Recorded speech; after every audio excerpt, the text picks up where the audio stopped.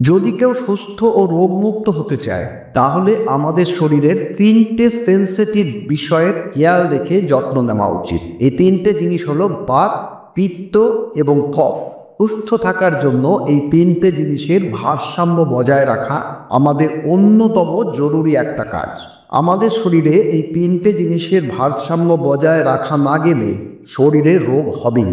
বাত যদি শরীরে বেড়ে যায় তাহলে ৮০টারও বেশি রোগ হয়। পিত্ত বেড়ে গেলে প্রায় ৪৬ থেকে ৫০টা অসুখ করে। কফ বেড়ে গেলে ২৮টা রোগ হয় এবং বাত, পিত্ত ও কফ তিনটেই একসাথে বেড়ে গেলে ১৪৮ রকমের রোগ হয়। সর্দি, কাশি, ফ্লু, ডায়রিয়া থেকে শুরু করে বড় বড় রোগও হয় শুধুমাত্র বাত, পিত্ত ও কফের দূষণের জন্য। আমাদের শরীরের যে কোনো রোগই হলো বাত, পিত্ত ও কফ খারাপ হয়ে যাওয়ার খেলা। যদি আজকের এই ভিডিওটা আপনার ভালো লাগে তাহলে আজ থেকেই আপনি নিয়মগুলো মেনে চলার চেষ্টা করুন এবং বন্ধু বান্ধব, আত্মীয় স্বজন, চেনা জানাদেরও বলুন যাতে তারা এই নিয়মগুলো মেনে চলে, নিজেদের অসুস্থ হওয়া থেকে দূরে রাখতে পারে। শরীরের বাত, পিত্ত, কফের ভারসাম্য বজায় রাখার ক্ষেত্রে আজকের ভিডিওর আলোচনার ৪টে নিয়ম অত্যন্ত গুরুত্বপূর্ণ। বাত, পিত্ত এবং কফের ভারসাম্য বজায় রাখার ৪টে নিয়মের প্রথম নিয়মটা হলো খাবার খাওয়া শেষ হওয়ার সাথে সাথে জল না খাওয়া। এই প্রথম নিয়মটা শুনেই আপনি বলবেন এটা খুব কঠিন কাজ। আমরা সবাই খাবার খাওয়ার পরেই জল যেমন খাই তেমনি খাবার খেতে খেতেও জল খাই। এটা আমাদের অভ্যাস হয়ে গেছে। খাবার খাওয়ার শেষে জল খাওয়া বিষ খাওয়ার সাথে তুলনা করেছেন। এখন প্রশ্ন উঠতেই পারে, কেন খাবার খাওয়ার শেষে জল খাবেন না? কারণ হিসেবে সহজ ভাষায় বলা যায়, আমরা যখন খাবার খাই তখন সমস্ত খাবার আমাদের পেটে জমা। আমরা বলি পেট ভরে খাওয়া, অর্থাৎ আমরা যে খাবার খাই সেই খাবার আমাদের পেটে যায়। পেটের ওই জায়গাটাকে আমরা বলি পাকস্থলী। আমাদের খাবার খাওয়ার সাথে সাথে এই খাবার হজম করার জন্য পেটে আগুন জ্বলে ওঠে, যাকে ইংরেজিতে বলা হয় গ্যাস্ট্রিক ফায়ার। রান্নাঘরে যেমন আগুনে জল গরম করে সেই গরম জলে চাল ছিটিয়ে ভাত করা হয়, ডাল ছিটিয়ে ডাল তৈরি করা হয়, একইভাবে আমাদের পেটের আগুন রান্না করার মতো করেই আমাদের খাওয়া খাবার হজম করায়। যতক্ষণ আমাদের রান্নাঘরে আগুন জ্বলে ততক্ষণ যেমন রান্নার প্রক্রিয়া চলতে থাকে, ভাত ডাল তৈরি হতে থাকে, একইভাবে আমাদের পেটেও ততক্ষণই আগুন জ্বলে যতক্ষণ খাওয়া খাবারের হজম প্রক্রিয়া চলতে থাকে। কিন্তু আমরা যদি খাবার খাওয়া শেষ করার পরপরই জল খাই তাহলে অ্যাসিড জলে মিশে যাওয়ার ফলে অ্যাসিডের কাজ করার ক্ষমতা কমে যায় এবং আমাদের খাবার হজম হয় না। এবার ভাবুন, আপনি খাবার খাওয়ার সাথে সাথে আপনার খাওয়া খাবার হজম করার জন্য আপনার পেটে আগুন জ্বলেও আর আপনি ফ্রিজ থেকে বের করে বরফের মতো ঠান্ডা জল খেলেন। এক্ষেত্রে আপনার পেটে আবার হজম করার আগুন জ্বলবে নাকি নিভে যাবে? না বললেও এটা পরিষ্কার যে কি হতে পারে। আগুন আর জলের শত্রুতা নিয়ে নতুন করে বলার মতো কিছু নেই, কারণ আমরা সবাই জানি আগুনে জল ঢাললে জল আগুনকে নিভিয়ে দেয়। এবার অবস্থাটা যেখানে গিয়ে দাঁড়ালো সেটা হলো, আপনি আপনার খাবার খেলেন, আপনার খাওয়া খাবার হজম করার জন্য আপনার পেটে আগুন জ্বলছে আর আপনি জল খেয়ে সেই আগুন নিভিয়ে দিলেন। এর ফলে আপনার খাওয়া খাবার হজম না হয়ে পেটে পড়ে থাকবে আর সেই পড়ে থাকা খাবার পচতে শুরু করবে এবং পেটে পড়ে থাকা এই পচা খাবার পাকস্থলীতে ১০০টারও বেশি বিষ তৈরি করবে, যা মানুষের শরীরে ৮০টারও বেশি রোগের কারণ হয়ে থাকে। অনেকে বলেন আমার পেটে প্রচুর গ্যাস হয়, কেউ কেউ বলেন আমি কিছু না খেলেও আমার খুব অম্বল হয়, কেউ আবার বলেন যে আমার খাওয়া খাবার হজম হতেই চায় না, পেট ফুলে যায়। এই সমস্ত লক্ষণ, এই সমস্ত সমস্যা শুধু তাদেরই হয় যাদের খাবার ঠিকমতো হজম হয় না।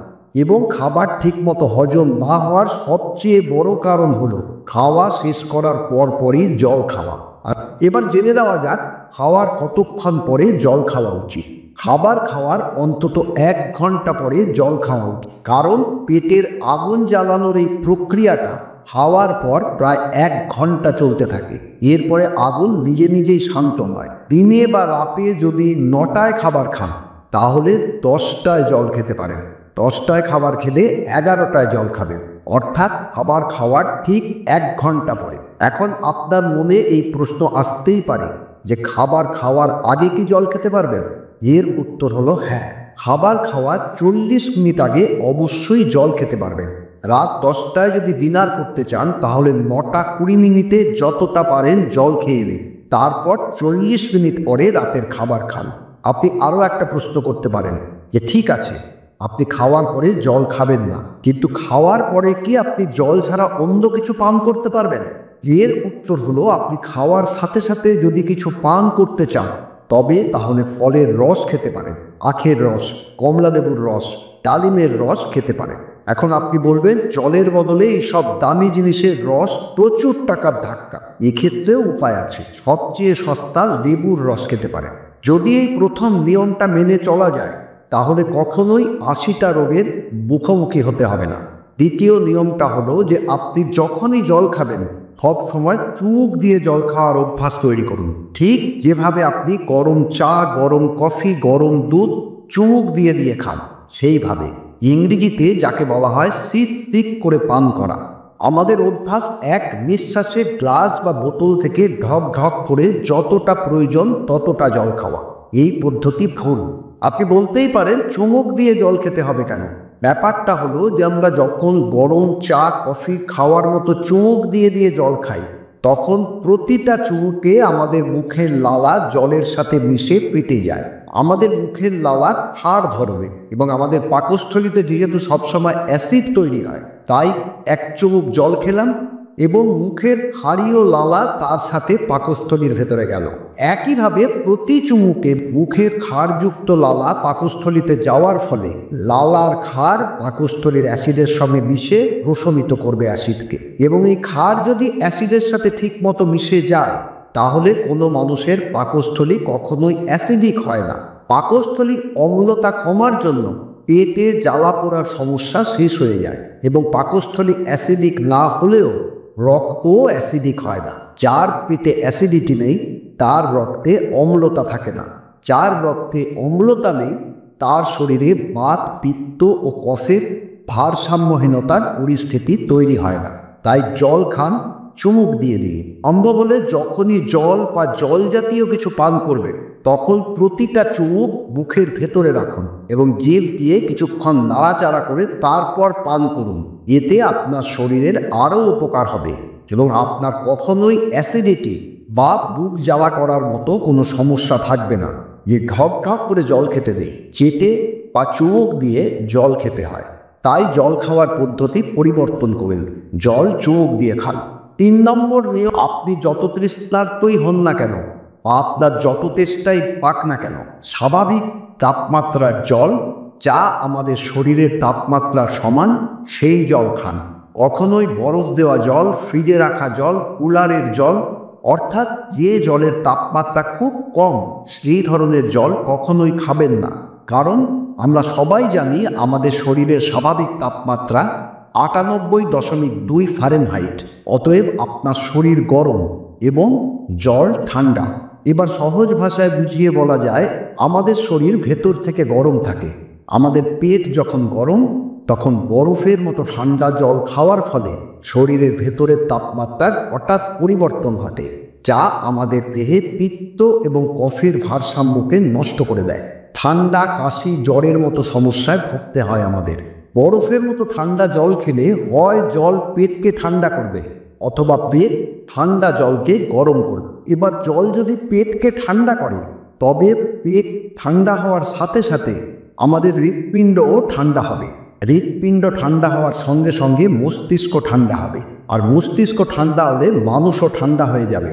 এবং মানুষ ঠান্ডা হয়ে গেলে কি ঘটনা ঘটতে পারে সেটা না বললেও আপনি বুঝতে পারছেন। আপনি যদি ঠান্ডা শরীর না চান তাহলে আপনি বরফের মতো ঠান্ডা জল খাবেন কেন? এটাকে বন্ধ করুন, সাধারণ জল খাওয়া শুরু করুন এবং প্রচুর পরিমাণে জল খান। খুব গরমে আপনার যদি সাধারণ তাপমাত্রার জল খেতে সমস্যা হয় তাহলে প্রাকৃতিক উপায়ে ঠান্ডা হওয়া মাটির কলসির জল খান। ফ্রিজ থেকে বরফ ঠান্ডা জল কখনোই নয়। অতএব যত তেষ্টাই পাক না কেন কখনোই খুব ঠান্ডা জল খাবেন না। চতুর্থ এবং শেষ নিয়ম হলো, সকালে ঘুম থেকে উঠে প্রথমেই জল খাওয়া। অর্থাৎ চোখ খোলার সাথে সাথে যতটা সম্ভব জল খান। সকালে ঘুম থেকে ওঠার সাথে সাথে জল খাওয়ার দুটো উপকারিতা আছে। প্রথমটা হলো, যখন আমরা সকালে ঘুম থেকে উঠে জল খাই, যাতে আমাদের বৃহদন্ত্র পরিষ্কার হয় এবং বৃহদন্ত্রের ওপর জোরে চাপ দেওয়া যায়, ফলে আমাদের পেট একবারে পরিষ্কার হয়ে যায়। যার পেট একবারে পরিষ্কার হয় সে অসুস্থ হতে পারে না। যাদের কোষ্ঠকাঠিন্যের সমস্যা আছে তারা তো জানেনই, এবং আমরা সবাই জানি যে কোষ্ঠকাঠিন্য সমস্ত রোগের মূল কারণ। তাই সকালে ঘুম থেকে ওঠার সাথে সাথে পেট পরিষ্কার করা খুব জরুরি। এবং ঘুম থেকে ওঠার সাথে সাথে আপনি জল খেলে আপনার মুখের লালা জলের সাথে মিশে যাবে। সকালে পাকস্থলীতে বেশি অ্যাসিড জমে থাকে, তাই লালা পাকস্থলীতে প্রবেশ করা খুবই জরুরি। তাই সকালে ঘুম থেকে ওঠার সঙ্গে সঙ্গে জল পান করা খুব জরুরি একটা কাজ। দ্বিতীয় সুবিধাটা হলো, সকালে ঘুম ভাঙার পরে প্রচুর জল খেলে আমাদের বাসি মুখের লালা, যা ক্ষার প্রকৃতি, সেই লালা জলে উলে গিয়ে আমাদের পাকস্থলীতে প্রবেশ করে। এবং যেহেতু সকালে আমাদের পাকস্থলীতে অ্যাসিডের পরিমাণ সব থেকে বেশি থাকে, লালার ক্ষার পাকস্থলীর অ্যাসিডকে পাতলা করে দেয়। তাই সকালে ঘুম থেকে ওঠার পর জল খাওয়া খুবই জরুরি একটা কাজ। 4টে সহজ নিয়ম আপনি যদি ধারাবাহিকভাবে মেনে চলতে পারেন, তাহলে আপনার শরীরে বাত, পিত্ত এবং কফ, এই তিনটেরই ভারসাম্য বজায় থাকলে অনেক রোগ আপনাকে স্পর্শ করতে পারবে না। এবং যার শরীরে বাত, পিত্ত এবং কফ ভারসাম্যপূর্ণ, তার জীবনে রোগ না হলে, অসুস্থ না হলে, তাদের জীবন শুধু সুখীই হয় না, সাথে সাথে তাদের রোগ সারানোর জন্য খরচাও কম হয়। প্রচুর পরিমাণ টাকা বেঁচে যায়। আজ এখানেই শেষ করছি। আশা করছি এই ভিডিও থেকে আপনারা কিছু শিখতে পারলেন। খুব তাড়াতাড়ি আবার দেখা হবে এই ধরনের ভিডিও নিয়ে। ভালো থাকুন, সুস্থ থাকুন। ভিডিওটা শেষ করার আগে আপনাদের কাছে অনুরোধ, যারা এই ভিডিওটা দেখছেন তারা এই বিষয়গুলো জানতে পারলেও যারা দেখলেন না, তারা জানতে পারছেন না, তাদের জন্য দয়া করে এই ভিডিওটা বেশি বেশি করে শেয়ার করো।